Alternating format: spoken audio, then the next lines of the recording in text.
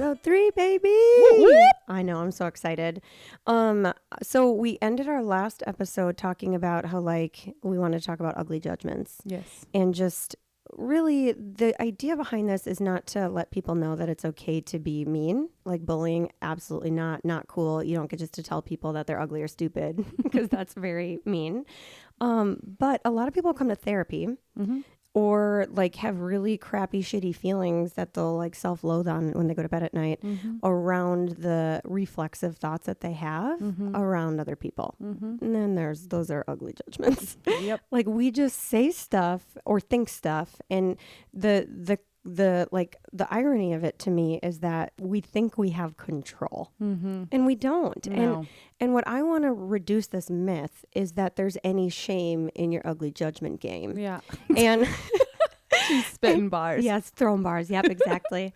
Don't make me talk about your earlier rhyme. Oh God. Maybe that's for episode 4. Yeah, for episode 4. It was highly inappropriate. And very funny. Very funny. So what I want to talk about, is like maybe we start by talking a little bit about as therapists, like people will come in and they'll be like, my dad's a piece of fucking garbage. And they're like, I hate him. And like my reflexive reaction as a therapist is like, yeah, fuck that guy. Yeah. Right. Cause you just want to like unconditionally validate it. Do I think my client really hates her dad? Sometimes, yeah. Yeah. But There's times. yeah, especially when people talk about their husbands. Like God. that's a vibe, right?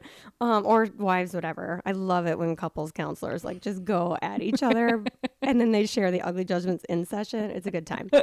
But what it really is reflexive of, I'm having a feeling, usually hurt, usually on like the negative end of the feelings wheel section. Yes. And the way that our brains naturally cope with that is trying to hurt back. Yeah. So it's kind of like, somebody, like I think of an old timey movie where it's like draw. It's like, if you're going to shoot me first, I'm going to shoot you back with something just as A mean. good example. And it's like a totally scientific thing. It's mirror neurons. It's a process where we want to feel validated and we want to make people feel exactly how we feel. Yeah. It's kind of like this idea of misery loves company. Yeah. Or like lend a shoulder to cry on, like talking about crying together. And per usual, we will get to the point and drop back to why it's important to have platonic lovers. But I feel like one of the things that you and I have really done a good job with is finding ways to cope with those ugly judgments, help other people with them, but also find ways to process and like reduce shame that people have around saying things like, fuck that hoe. Yeah. Right? When a girl tries to hit on your man. Oh yeah. But you know what I mean? Like Yes. we think mean things, or we'll be like, that skank is wearing is that a tube top or is it a mini skirt? Right? Like we'll say those things in our head when we're really feeling like angry or jealous. Yes. And what we want to do is like would I ever say that to that girl? Absolutely not. It is not my place. And she gets to dress however she wants, even if I do think she is a hoe. Right?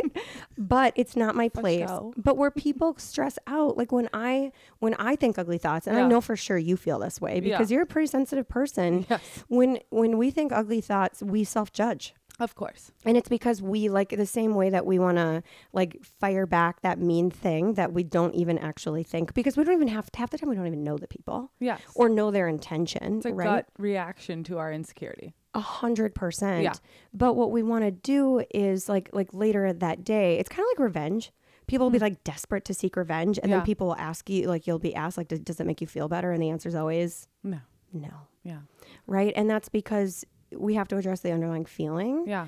And I think I struggle with people though who feel so bad about it's like feeling bad about having feelings or like the way your toes are. Yeah.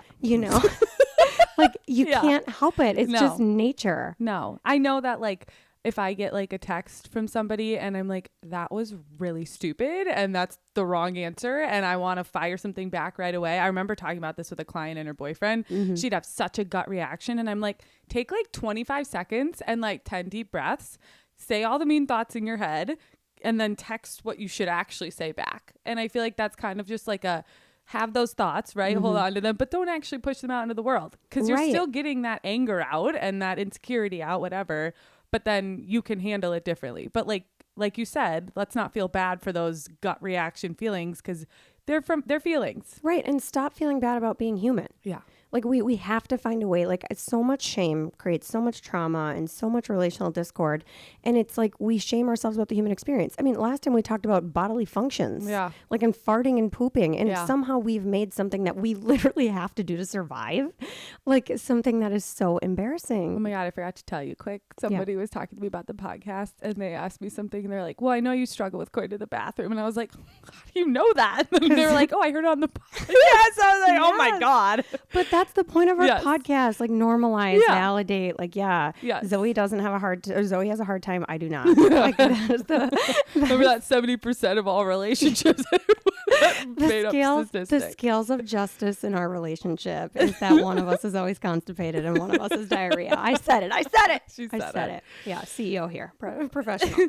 But that's the whole point is that we all do this stuff. It is. And we all have really ugly judgments. Yes. And I think one of the things that is central, like one of the core values at Ellie is humor. Yeah. And that is one, obviously, that is directed for me because I will make the saddest thing funny. Like I will never forget. Okay, so my kid was probably like 18 months old and it was Cameron and he was sitting in bed and he just did one of those, like leaned his head back as far as he could and he smashed the back of his head into my nose. I thought it was broken. It was instant. We had a live-in nanny at the time, not a bougie kind. She was going to nursing school and was part-time. Like we just gave her a place to live, but she was great. Oh, I know, we love Megs. But she's a nurse. And so as soon as I heard my nose crunch and blood started coming out, I told Chris to go get Megan. And so I'm over the sink, like with tears in my eyes, because I'm like, my kid just broke my nose. I'm like in pain. And then Megan comes up and I look over at her with like blood all over my face. And she goes, help, I'm not safe at home. Oh my God. And I just had to make it funny, even though that's not funny. Like domestic abuse and violence isn't funny, but that was my like ugly reaction. Yeah.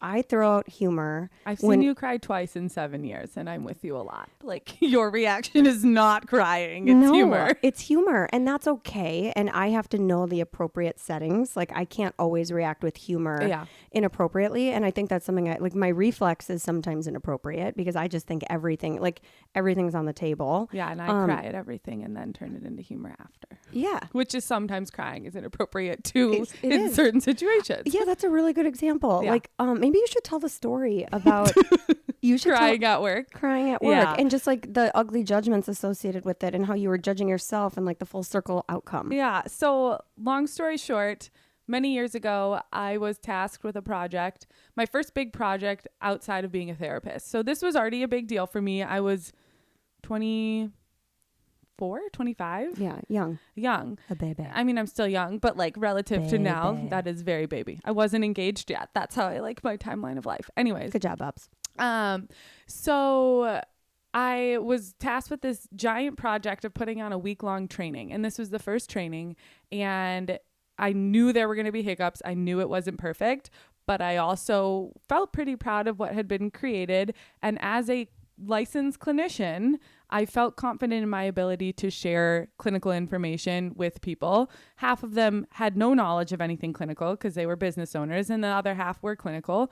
But still, like some of them were close to my age. I felt confident enough to be able to share that information. So fast forward to the end of the week, I'm getting feedback, and which we ask for. We ask for feedback. Yep. And feedback is important when it's constructive, for sure. It's super helpful. Well, and like you said, it was our first time doing this and we wanted to grow and learn and we knew it was going to be as good at the best we could do at the time. Yes. And I wasn't looking for just praise, right? I wanted constructive, helpful criticism, feedback. So someone brings me into a room and we're talking, and essentially, if I could summarize it, he told me to be seen and not heard. He was like, you're a pretty face to stand in front of a crowd and like what the fuck? Yeah. And I literally like everything inside of me had to hold the tears in because I couldn't be the pretty girl who cries, right? Because that would be like my downfall. And so he leaves the room. I start sobbing, and then I go run to find Erin because she's my friend. She's also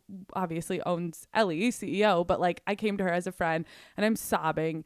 And she takes me outside and we go for a walk. And essentially I was like, they think I'm young, they think I'm stupid, they just think I'm whatever. And I was like, and they're old and they're stupid, and obviously reverse ugly judgments. Yes, which like none of them were old, and obviously none of them are stupid or they wouldn't be where they were. Some of them are old. but that's not an ugly judgment. That's like just a fact. I guess I consider old like grandparents, but I don't know if any of them are. Anyway. Oh, sure. Okay. You know what I mean? Yeah. Well, like I don't think my parents are old and they're not grandparents yet. Whatever. Regardless. Yeah. Keep going. So Erin gave me the best pep talk of my life, and I have not cried at work since. Basically, what she said is, Zoey, you're smart, you're pretty, you're successful, and people are going to hate you for it the rest of your life. Like, kind of get over it. And I literally like had this epiphany, and I was like, she thinks I'm smart and pretty and successful, and I am. And then I let it go. And it took me a while, don't get me wrong, but like I used that as like ammo in my head. And now, even 3 years later, we'll be in meetings and I'll be like, well, I could just stand up there and look pretty for you guys if you want. It's like a joke and everybody thinks it's funny because they know I'm not stupid. Yes. So it was an opportunity for you to build confidence, for you to go through the whole ugly judgment phase. Yes. And remember, like, the idea behind all of this is that when people criticize, feedback is different than criticism. Yes. When people criticize, it often says more about the critic than it does about the person. And I brought that up a lot. Like, I clearly was not over it for a long time. Yeah. And there's probably still a part of me that isn't because I bring it up, but now I've turned it to humor because I don't let it hurt me. I'm still just like, wow, somebody said that to me, and that's really an interesting, I'm judging their character that they thought it was okay to say that. Well, and remember, like, we have something called feelings recall, right? We associate the way we feel with a memory. And one of the biggest reasons I love humor is because if I am going to have that memory or that feeling come back up, I want to laugh about it. I don't want that feeling to come up and make me cry again, especially when that person never should have said that to me. And, you know, I have some similar stuff too, right? Like, talk about really ugly judgment, right? Like, I give Zoey the pep talk of saying you're smart and you're cute and you're funny and you're young and people are going to just hate on you for no reason. I was able to teach her that lesson because I've experienced it.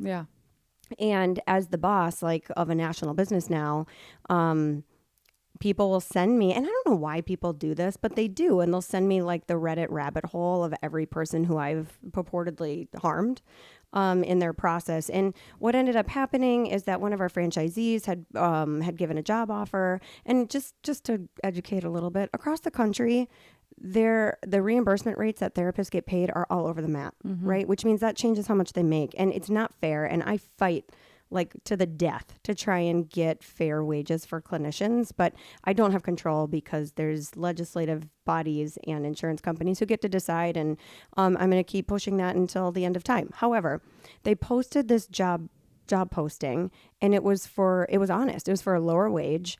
And so a whole bunch of therapists kept commenting on it, like, this is unethical, this is terrible, you know, and I don't take any of that stuff personally. I don't even know why I went down this rabbit hole, but I've grown some thick skin, so I feel like I can.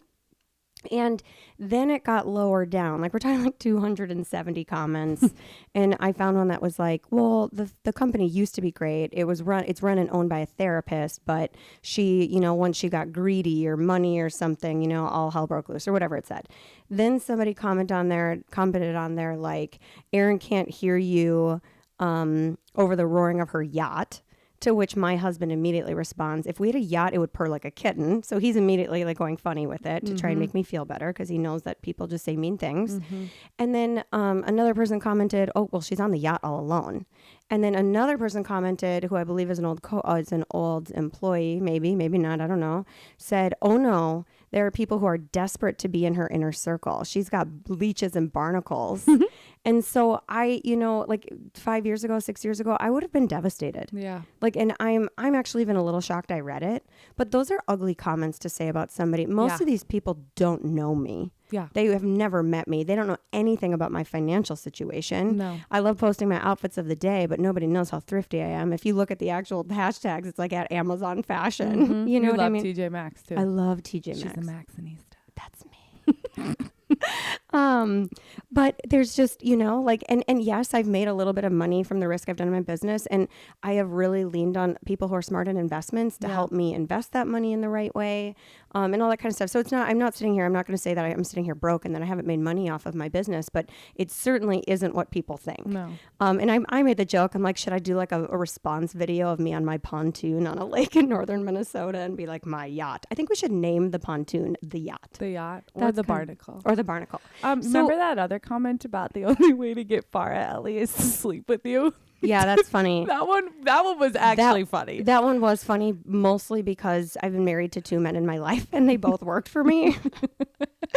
Except for my current husband was like, did not have a higher up job, you know? Yeah. So it's just none of it's true. But No. that one was really funny. Yeah. Bottom line, like, and actually I totally forgot about those ugly comments. Yeah, Oh they my were God. mean. They were mean. And so people say mean things. Yeah. And I could sit here and I could I could fire back and be like, well, you suck. Sorry, I can't give you a promotion because you're terrible at your job or whatever. Yeah. But I don't think that. I think that there's something that they really loved about Ellie, or a community that they want to be a part of, or somehow they believe that what we're doing on our mission to expand access to mental health might interfere with their ability to do so. Yeah. And I recognize that, and that I didn't do anything to these people, despite their mean comments. And I don't feel like it's my responsibility to fire back, but I do want to have fun with that because humor, right? Yeah. And so what was the first thing that I did when I saw those? Do you remember? Send them to us. Yeah, right? I screenshotted it to the cowgirls. Laughed about it. Well, and I said, thanks for being the best barnacles a bottom feeder could ask for. Yeah. And then, you know, some of my other colleagues, like, I mean, I have some incredible people who have worked at Ellie and took a chance on me from the get-go, you know, who are still there. And those are the people who know me. Yeah. You know, and those are the people where even if those relationships kind of fade and grow, like they know that I'm not this mean or evil person. And No. I've actually gone so far to believe that if people need me to be the scapegoat and the bad guy because that helps them, like I'm that far in my journey of who I am and feeling good about myself that I'm okay if they need me to be that for them. Well, it's the same concept. They're hurt and feeling insecure about something, and the easiest way is to put it on somebody else versus looking inward and figuring out what's going on. We all do it. Yeah, we talked about it earlier. Yeah, we all do it. And so, you know, like part of the importance of all this, like, is, like I said, we talked about it, like letting people know, like, ugly judging happens and it usually stems from a feeling. If you're willing and ready to talk about what that feeling is, great. But what I hope you also have in your friends, your platonic lovers, is not only people who will sit and cry with you or give you the pep talk or be like, fuck that bitch back, right? And like, I hate you, or criticize their clothing or whatever, like just the ugly judgments and let them fly. But I hope people have platonic lovers who will help them say, hey, now that we've laughed about this, let's fix it. Yeah. Let's get to the root of why that hurt you so much. Yeah. Or one of my favorites is when your friends, like, something happens and you're upset, and then your friend is like, so we don't like her. And it's like, yeah, we don't like her. And then no one's going to actually take any action on it, but it still feels validating that your friend is like, I have your back. I don't like this person I've never heard of in my life. Well, it's loyalty. Yeah. I don't know if there's anything that actually feels better than that. Like, so many people in friendships and relationships are like, oh, I need trust, I need honesty, I need all these things. And trust that's broken, you can recover from that. You shouldn't, as you adult, you learn that people don't owe you honesty if you're not the person who deserves that honesty or is the right person at the right time. Yeah. Right. And so that's like, if somebody, you know, and I'm not saying you should actively necessarily like lie to your friends, but I'd rather hear a lie from you than an honest piece that you didn't want to share with me, or you felt like was going to harm me and you weren't at the point in our friendship where you were ready to share. Do you know what I mean? Like, and we've had to learn that being therapists and being friends. Yeah. But loyalty, like, I need to know that regardless of all of the tear and repair and the trials and tribulations, like, that you have my back. And that is probably one of the most important qualities of a really good friendship. Yeah, I agree. And another thing that's super funny, just because I have to bring it up and give like an honorable mention to our bestie, Faye. Almost every other day, she sends me a meme on Instagram that is like, when my best friend hangs out with other people. And it's like a person with a knife. Yep. I feel that. And it makes me laugh. It makes me feel good. Yeah. Like, I have the connection and the support and the true love and loyalty. Yeah. Sometimes I'll respond to Abigail's story when she's like going to coffee with a friend and her baby. And I'm like, who's your other friend? Yeah, exactly. Well, we do it all the time. Or like, we all have each other on Find My, and so it's like, why are you somewhere that I don't know where you are? I was like, well, why were you at this restaurant on a Tuesday night? I thought this is when like we were gonna do that. Yeah, it's so funny. But it's not actually like those, at least for me, like those are more of a joke.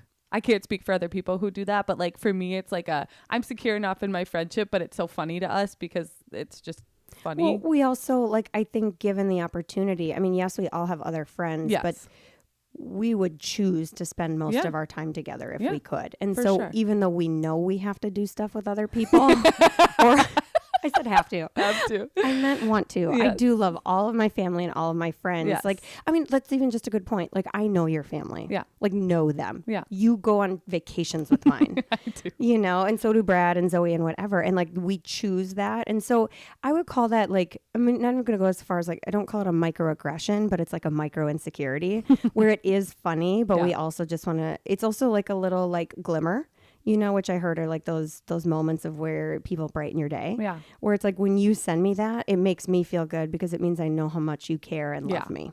And I don't ever want to miss an opportunity to like let somebody know how much I love them. Yes. Especially my closest friends. Because even though we do talk every day, I think. Yeah, pretty much. I don't know if there's a day we ever go by where there's not one connection between all four of us. Yeah. Some social media or texting, some form for of sure. something, but we still don't know the details of everyone's day. No. And, you know, so like, I know that loyalty makes people feel good and those like little love glimmers. And so we do it. And we like to laugh. Like I have never been in as much pain as I have in my entire life than when we go on a trip because my face and my stomach hurt from laughing. We laugh so much. And it's ugly. It's ugly. Like, you know, ugly crying. Like we have ugly laughing, like where it, like where you cry and the mascara melts all down the face, It's and so you look like you just got attacked by a seagull on the beach. Which, remember, that happened? Oh yeah, Yeah, I do remember. that was so fun. Well, we were not as much attacked as we were feeding it French fries. I did not go near that. Yeah, you're right. I I'm don't remembering really it. but I was there. I You were was there. on the beach. I'm remembering it how I want. Was and it not how Shayna? I think it was me, you, and Faye and Brad. Oh, And Shayna came. which beach? There's been a lot There's so of many. beaches. Either way, we like it was Anyways, so funny. It was, yeah. That, you know, and that's what you need. You have to be able to take some of life's hardest moments, process, make them funny if that's what you need to cope, and then make sure you have friends who will give you like the honest shakedown and breakdown, so that they should always want to be a cheerleader for you to get through those tough, ugly judgment moments. For sure. Sweet. Well, anything else? No. Cool. Love you, ho. It's a full circle. That was a good one. Yeah. See you next time. See you next time.